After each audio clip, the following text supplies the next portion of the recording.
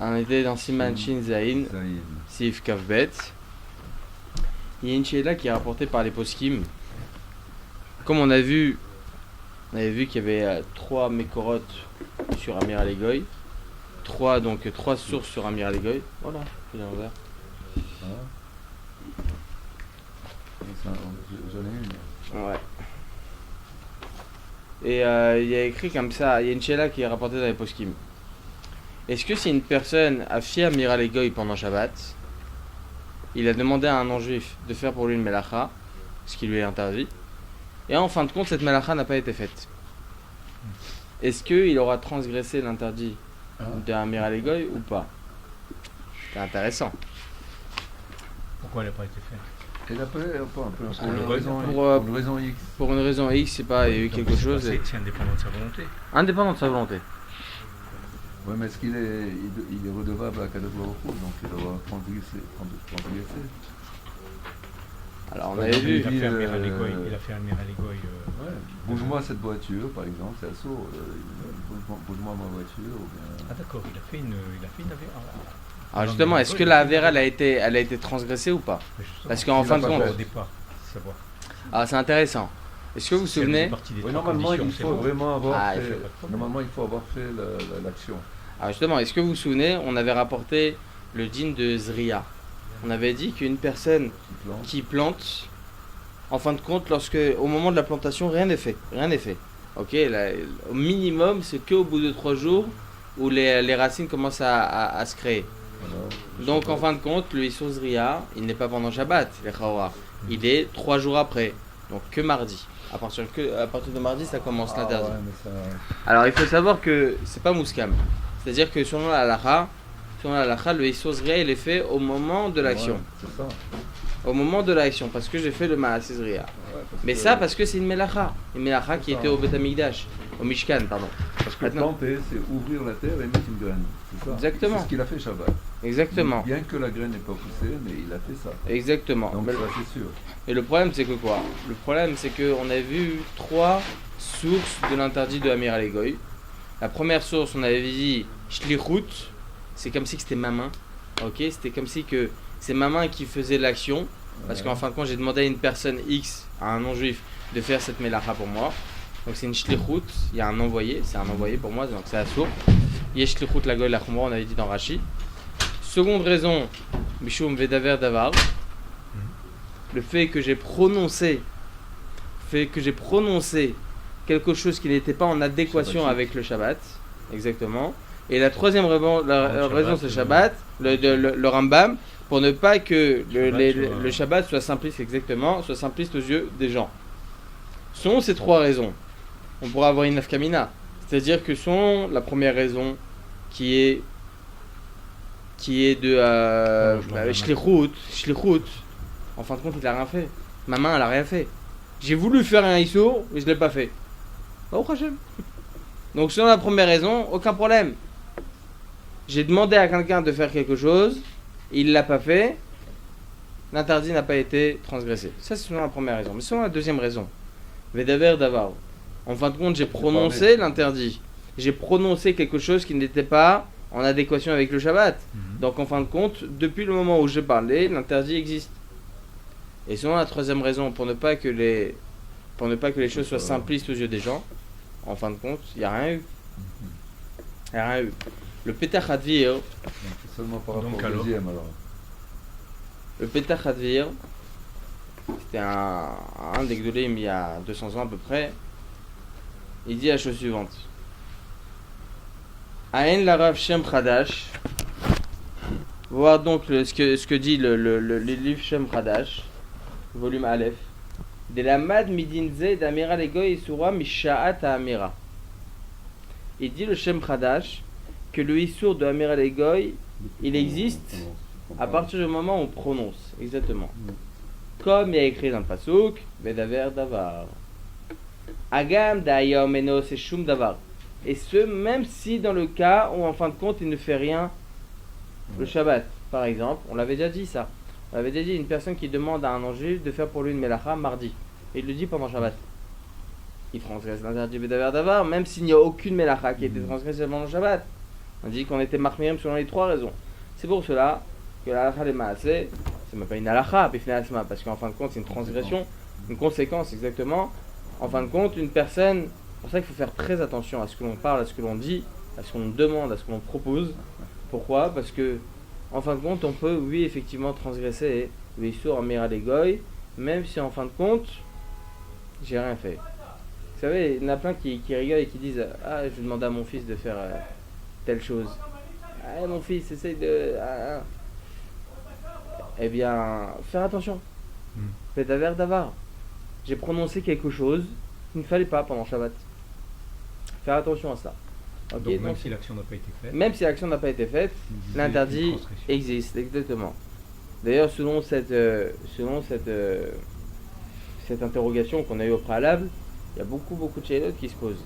Par exemple, une personne qui a voulu faire un Issour Stam en général, et en fin de compte, le Yatsa. En fin de compte, il ne l'a pas fait. Est-ce qu'il a fait un Issour quand même ou pas? Il a voulu faire un Issour. Ou bien une personne qui tend à un nazir, une personne qui a interdit pour lui de boire du vin, il lui tend du vin, et en fin de compte, il n'a pas bu ce vin. À Moshit le Nazir Yahin, il a dit c'est Ifneiver le Titan Merchol. C'est un Issour de mettre une embûche. Ok? Donc en fin de compte, s'il n'a pas bu ce vin-là, est-ce qu'il aura transgressé ou pas l'interdit? C'est une chéla qui rapporte un aposkim. Faut savoir, bon, c'est bien développé ici. Il y a une autre chéla, une personne qui donne de mauvaises informations à son ami, ou bien lui donne et il dit je te conseille de faire ça. C'était pas du tout bien selon la halakha, et en fin de compte, il l'a pas fait. Est-ce qu'il aura transgressé ou pas? Bon, en tout cas, toutes ces chélotes sont rapportées dans les poskim. Ça sera intéressant, Bezrat Hashem, qu'une fois on essaie de bien développer. Mais il faut savoir, donc il faut faire attention à Amira, à la parole. Pourquoi? Parce que très facilement on peut arriver au Chilul Shabbat. C'est ce que j'avais dit d'ailleurs pendant la soirée d'inauguration. J'avais dit Ilchot Brachot et Ilchot Shabbat, c'est très important. Pourquoi? Parce que en 2 secondes, en se disant oui c'est ça, ou bien ça c'est tel bracha, ou bien ça c'est pas interdit, en fin de compte je vais rien faire pendant Shabbat, je vais rester assis. Ok? Je vais rester assis, je fais aucune melacha. Eh bien, facilement, juste avec la parole, eh bien, ça y est, c'est terminé. C'est terminé. Donc, il faut faire très attention. Top, on va continuer Bezrat Hashem. Siman Shin Zayin Sif Kavvet. On était là-bas, on devait Bezrat Hashem faire le Mishnah Berurah, et Bezrat Hashem essaiera de développer à la Chalemas. Et c'est très important. Vous savez pourquoi? Parce que il y a beaucoup de psakim dans le Mishnah Berurah, beaucoup de psakim dans le Mishnah Berurah qui ne vont pas selon l'avis du Shulchan Aruch. Et même lorsque le Shulchan Aruch parle, il faut être me'ayen dans le Bet Yosef, il faut bien approfondir dans le Bet Yosef pour savoir ce que dit le Shulchan Aruch. Parce qu'on peut avoir une lecture simple du Shulchan Aruch, mais écrit comme ça les Achronim, que le Marsha, je crois qu'il dit ça, c'est un Rishon, il dit celui qui est possède la halacha, selon les divrei kitsurim, selon les livres abrégés, comme le Shulchan Aruch, c'est abrégé en fin de compte, ou Echad Machive Olam. C'est l'un des destructeurs du monde. Ad Kedekar. On peut lire une lecture simple du Shulchan Aruch, et après on va voir Mishnah Berurah, mais qui nous dit que c'est ça la halakha? C'est pour ça que tout ce que je vous fais autour, vous voyez, on lit pas beaucoup. Ok? On lit pas beaucoup. Il faut développer autour avec tous les poskim, acharonim et rishonim, et pour connaître halakha le maaseh, c'est très important. C'est pas stam une lecture simple. Faut pas avoir une lecture simple des choses. Top, en tout cas, le Shulchan Aruch dit que quoi? Kol Jvut des Rabbanan, Mutar Ben Hashmashot de Tzarech Mizo. On avait dit que Jvut, c'était quoi? Pour un petit rappel, Jvut, c'est Issour des Rabbanan. Issour des Rabbanan. Est-ce que j'ai le droit de faire un Issour des Rabbanan durant la période de Ben Hashmashot? C'est ce qui sépare entre la Shkiat HaChama, le coucher du soleil, et la sortie des étoiles, donc ou veille de Shabbat ou Motzei Shabbat. Si c'est les Tzorech Mitzvah, il dit comme ça Maran HaShulchan Aruch, et il dit si c'est les Tzorech Mitzvah, comme par exemple demander à un non-juif d'allumer les Nerot, ok, c'est permis durant Ben Hashmashot. Ah, allumer les Nerot, on avait dit c'était Isur de Horaïta. Non. Amira les Goy, c'est des Rabbanan. Donc en fin de compte, je veux faire un Jvout. Moi, je veux pas faire la Melacha de Horaïta. Moi, je veux faire un Jvout. Maintenant, je veux faire un Isur de Rabbanan, de demander à un non-juif qui réalise pour moi un Isur de Horaïta. Ça, durant la période de Ben Hashmashot, c'est permis. Ok? Ça, que ce soit veille de Shabbat ou Motzei Shabbat, je précise. Tout ce que je lis maintenant, c'est juste, je vais juste mettre sa tête, je lis le Shulchan Aruch, parce qu'autour de cela, il y a beaucoup d'halachot, et combien il faut faire attention aussi par rapport à cela. O imaya tarud veusra la aser ben hashmashot, la aser ben hashmashot, ou bien la personne a été très occupée vendredi, elle a pas eu le temps de faire maaser, le trumot ou maaser sur ses fruits, ou bien même, je rajouterais même, elle a fait sechalot, elle a oublié de faire la frachat chala. Donc là, c'est intéressant. On peut demander à un ange pendant la période de Ben Hashmashot de réaliser cette melacha pour nous. Juste une petite halakha entre parenthèses par rapport à la frachat chala.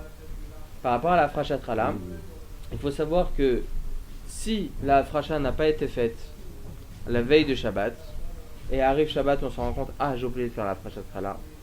En Eretz Israël, interdit de manger les pains.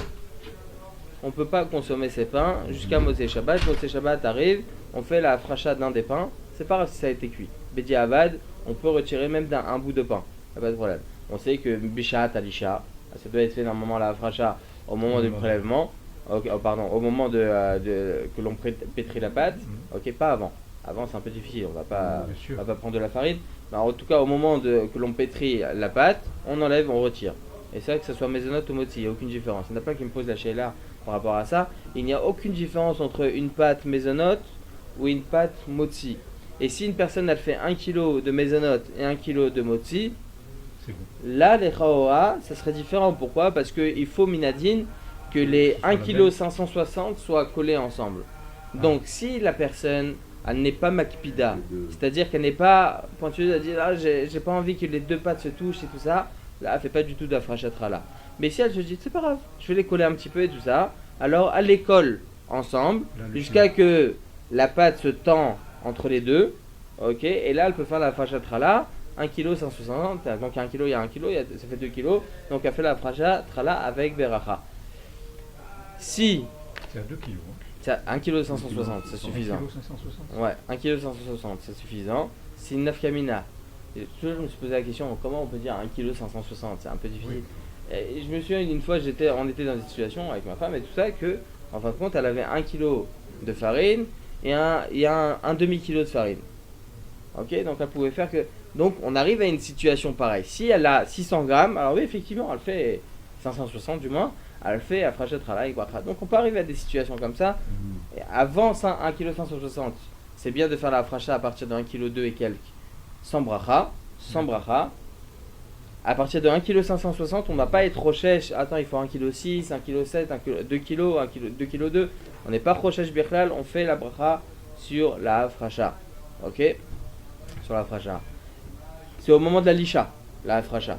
Si on l'a pas faite, comme je voulais dire, si on l'a pas faite, on peut la faire même après que les pains, si on l'a pas fait Bedi Avad uniquement, on peut pas les 4 là attendre.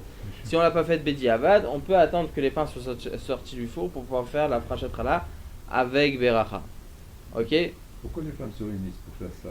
Enfin, il y a beaucoup alors, le Ben Ishraï dit que ça apporte beaucoup de brachot. C'est pour ça qu'elles font des brachot pendant qu'elles... Exactement. Parfait. C'est une bonne ségoula, une belle ségoula. Vous savez, durant ces moments-là, vous savez ce que je vois moi, c'est pas la fracha elle-même. C'est un moment de réunion, un moment où, que l'on veuille ou non, les femmes sont moins collées à l'étude de Torah, moins collées à une écoute à des divrei Torah, des shiurim et tout ça. C'est un moment de réunion rouchanite, spirituelle. Baruch Hashem, c'est très bien.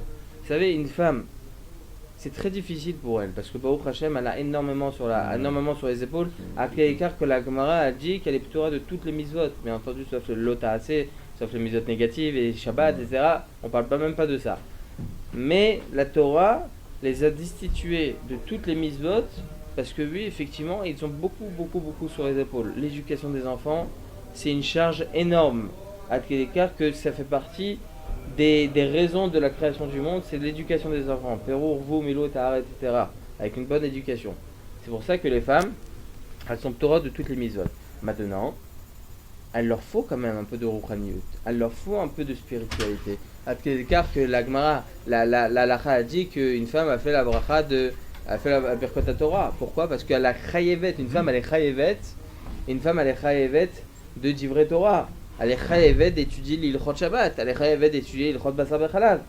Tout ça, ça lui concerne. Ok? toutes ces choses-là le concernent. Donc elle est chayavet d'étudier la Torah. C'est pour ça que lorsqu'il y a ce genre de réunion, il faut voir le côté spirituel des choses. Il faut voir, bien entendu, Baruch Hashem, c'est un moment où Baruch Hashem, la femme, elle a un moment de pratiout, elle est toute seule, elle pense à sa avodat Hashem, elle pense à ce qu'il faut qu'elle arrange, elle est toujours occupée de la NRA. C'est un moment Baruch Hashem de pratiout et c'est très très important pour une femme. Après, par rapport à la afracha, bon, après, ce sont les choses qui sont venues autour. Il n'y a pas de chiyuv, il n'y a pas de tous ces trucs-là. Mais c'est un moment, Baruch Hashem, de réunion pour les femmes et c'est très important pour une femme qu'elle ait quand même une certaine spiritualité. Parce que vous savez qu'il y a des femmes qui n'ont pas du tout de shiurei Torah, pas du tout de. Elles ne savent pas, elles ne connaissent pas. Et elles ne connaissent pas le RR. Elles connaissent pas le RR qu'elles doivent donner à leur mari pour qu'ils aillent étudier la Torah. C'est très important. C'est très très important. Bien entendu, ce genre de réunion ne doit pas se faire aussi sur le dos des maris qui doivent aller étudier, par exemple, ou ça, bah oui, évidemment, on demande au mari d'aller étudier, c'est évidemment. Mais Chaz Hashem, c'est très très bien ce genre de réunion, parce que ça leur permet d'être justement dans un système de Ruchaniyut, et c'est très important. Donc, en tout cas, par rapport à la Afracha, pour ça que si on a oublié de faire la Afracha Thala Erev Shabbat, et on s'en rappelle pendant Ben Hashmashot, on peut demander à un juif de faire cette Afracha là.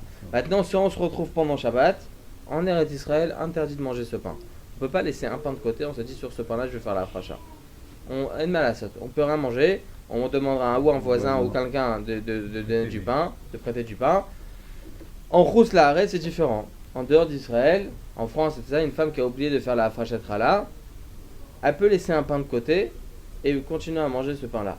Pas de problème. Pourquoi ? Parce que la fracha trala en Chous Laaretz, un machloket, des rabbanan, de Oraïta, je ne vais pas rentrer dedans pour le moment, mais en tout cas, elle peut, Bedi Avad, laisser un pain de côté pendant Shabbat, ok, et après Shabbat faire la Afracha. La Afracha par contre se fera sans Beracha. Ok, il a fait mieux. Donc en tout cas, si on arrive Ben Hashmashot et on se retrouve dans une telle situation, on peut demander à un non-juif, de faire la Afracha Trala pour nous, ou bien Trumot ou Maasrot, ou bien tout ce qui est Tzorech Mizva, Adlakat Nerot par exemple, ou bien on a besoin d'électricité, comment tu veux qu'on mange en Ek Shabbat? Il n'y a rien, ok? Donc on a le droit de demander à un goy explicitement, pendant Ben Hashmashot, d'allumer pour nous l'électricité, ou bien de mettre la prise de la plata. Ce genre de situation, c'est permis durant la période de Ben Hashmashot, jusqu'à cet accord. Non, exactement. Si le goy allume les nérodes de Shabbat, personne ne fait de bracha. Ok? Personne ne fait de bracha. Il a fait mal. Pourquoi il y a une différence entre la fausse et la fausse ici? Justement, parce qu'il y a une marloquette, est-ce que c'est des rabbanon de Oraïta? Est-ce que Birlal, il y a le din de Afrachatala Bechus Laaretz? Il y a beaucoup de marloquettes autour de l'Afrachatala en Chus Laaretz. Alors c'est pour ça que dans un peu de cas, Bediavad, on peut permettre. Si c'est des rabbanan, Hein? si c'est Ça fait que des rabbanan à la couleur? Comment ça fait? Bah, ça fait qu'est-ce que c'est. C'est une obligation de faire la Oui. rabbanan. Mais il y a une marloquette aussi. Il y a d'autres marloquettes qui sont autour. Est-ce que Bediavad, je peux mettre un pain de côté et faire la fracha plus tard et continuer à manger ce pain? Donc tout ça, il y a beaucoup de chélotes autour, il y a beaucoup de marloquettes autour. C'est pour ça que je voulais pas trop rentrer dedans. Mais en tout cas, voilà, il y a beaucoup de discussions autour de cela. C'est pour ça que Bediavad en Chous Laaretz, en dehors d'Israël, ils peuvent laisser un pain de côté et faire la fracha Motzei Shabbat. En Israël, on peut pas. En Israël, non. Interdit. Malgré les marloquettes. Malgré le marloquette, parce que c'est des Oraïta. Voilà. Mais c'est Kol Shivut. Kol Shivut des Rabbanan, puisque Shivut c'est déjà des Rabbanan. Pourquoi il met des Rabbanan encore? Hadak, mais c'est l'explication du jour. on va dire que je vous ai toujours expliqué le système. Ah ouais, c'est ça. Non. Non, c'est. Parce que je vous ai toujours expliqué et que je vous c'est des rabbanan. C'est vrai. Oui, c'est ça. Alors, il me dit Kol C'est Shivut pas la des traduction. Rabbanan. Quand je veux des rabbanan. Ouais. C'est pas la traduction, voilà. C'est pour ça que j'ai préféré faire une globalité sur le mot jvout. Exactement, à chaque fois que l'on va citer le mot jvout dans les Chot Shabbat en général, etc., on parle d'un jvout des rabbanan. Il a précisé ici Marana Shulchan Aruch. Fais attention à ce que je dis, hein. Ah ouais. Attention. Parfait. Quand je veux, donc on a dit, les Tzorech Mitzvah c'est permis, c'est pour ça que c'est permis de demander à un non-juif pendant la période de Ben Hashmashot, je précise bien, arrive cet accord Chavim, c'est interdit, complètement interdit de demander à un non-juif de faire pour nous un Issour de Oraïta, même si c'est les Tzorech Mitzvah. Maintenant, si c'est pendant Ben Hashmashot, c'est permis. Le Rama il continue. Kol davar shasur lomar le'eno yehudi la'asoto beShabbat, asur l'rmos lo la'asoto. Il dit le Rama, il donne un autre klal. Et c'est comme ça qu'on tranche aussi la halacha, que pendant Shabbat, c'est interdit même d'allusionner à un non-juif pour nous de faire une melacha. Interdit. Alors quand est-ce qu'on autorise d'allusionner? Aval mutar lirmos lo la'asot melacha achar Shabbat. C'est permis de lui allusionner, viens chez moi, moté Shabbat, j'ai besoin de te dire un truc. Et là, il comprend Mimélé qu'il parle d'une melacha. Parce que bon, c'est un plombier, c'est quelque chose, je sais quoi. Et Nam Yehudi Mamevim Tvoa Beshabbat les Israël Shechavim Alahem, on l'avait dit ça aussi, que si par exemple, voilà, il y a la poste qui arrive à la maison, ok, il y a une livraison qui arrive à la maison, on ne sait pas quoi faire. Est-ce que j'ai le droit d'accepter? Qu'est-ce que je fais? Ça vaut de l'argent. Si alors je leur demande de rester, de garder la livraison et je viendrai la chercher dimanche, ça vaut de l'argent. Ok, c'est très cher. Donc, est-ce que j'ai le droit de laisser ces non-juifs là déposer ça dans ma cave? Aucun problème, j'ai le droit de leur demander de déposer.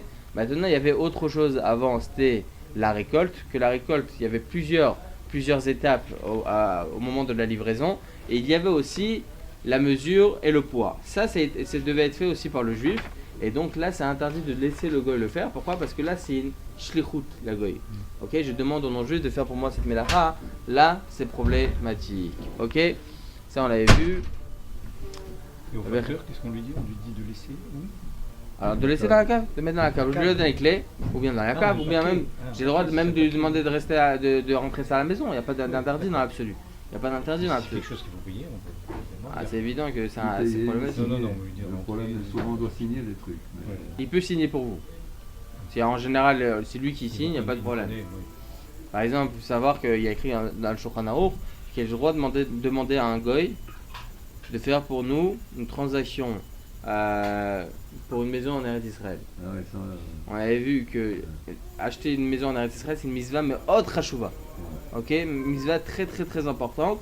À quel écart que Chachamim ils ont autorisé Maran HaShulchan Aruch, qui lui en général interdit Issur de Oraita, demander à un ange un Issur de Oraita, et même les Tzorach Misva, il faut qu'il y ait un Issur de, ça soit un Issur de Rabbanan, demander à un goy à ce qu'il y ait cette transaction-là, c'est justement cette passation de clés ou bien une signature pour la livraison d'une maison, pour l'acquisition d'une maison en Eretz Israël, c'est permis.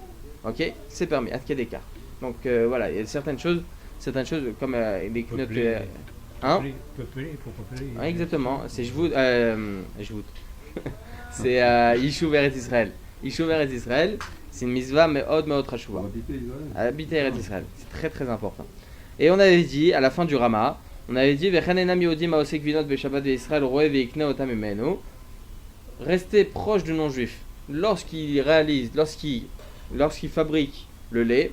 Donc, c'est pour le goy, c'est intéressant. Donc, ça s'appelle la da'at de Nafshé Kavet. C'est permis pour lui de rester à côté parce que le goy, en fin de compte, il fait ça pour lui, pour son commerce personnel. Il pourra vendre ce fromage aux juifs. Ok?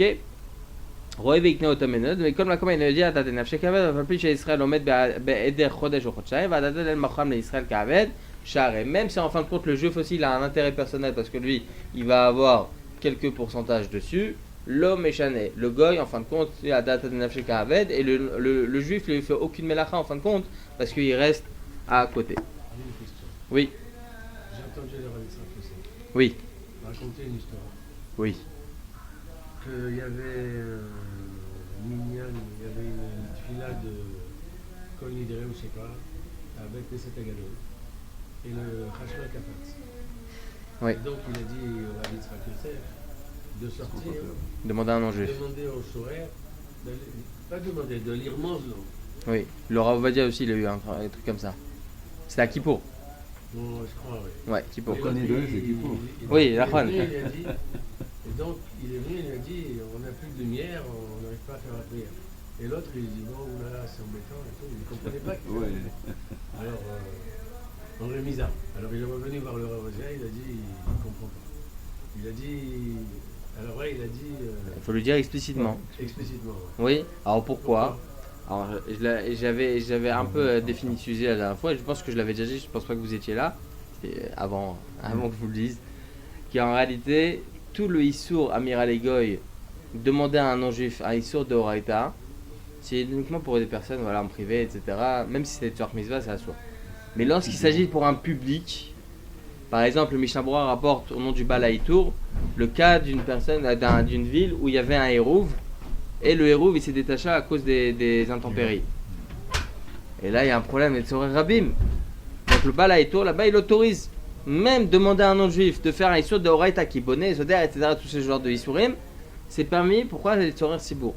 Le Rav va dire comme ça il tient la halakha. Tant que c'est les Tzorer Tzibour, si vous voulez Bezrat Hashem, le prochain cours je vous définis bien le sujet parce que c'est très très important. Parce que ça veut dire quoi les Tzorer Tzibour? Tzorer Mitzvah des Tzibour, lorsque c'est pour un public, c'est pour une Mitzvah et tout ça, là c'est permis. Là c'est permis. Et ce qui est intéressant c'est que là-bas, parce qu'ils ne pouvaient pas faire autrement, c'était impossible. Alors pourquoi il a dit dès le départ, il a dit l'Irmoz? Il lui a jamais dit l'Irmoz. Il lui a jamais dit l'Irmoz. Le Rav il avait fait comme ça et le Rav va dire, son avis c'était justement de ne pas être Romez. Ah bon? Non.